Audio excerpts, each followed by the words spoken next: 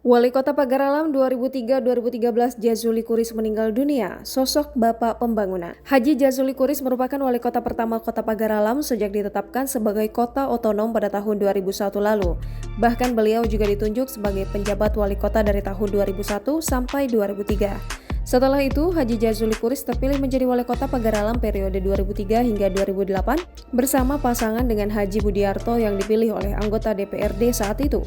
Setelah itu, beliau kembali menjabat wali kota pada periode 2008 hingga 2013 berpasangan dengan Haja Ida Fitriati.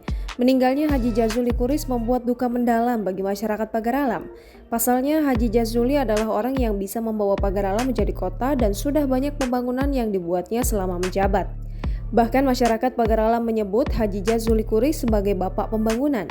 Pasalnya sudah banyak pembangunan di masa jabatannya. Bahkan hampir semua pembangunan di Pagar Alam saat ini berawal dari ide cemerlangnya.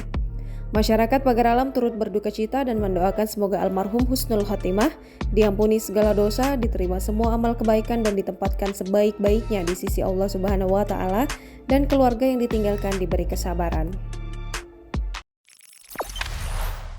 Jangan lupa subscribe, share, komen, dan like ya!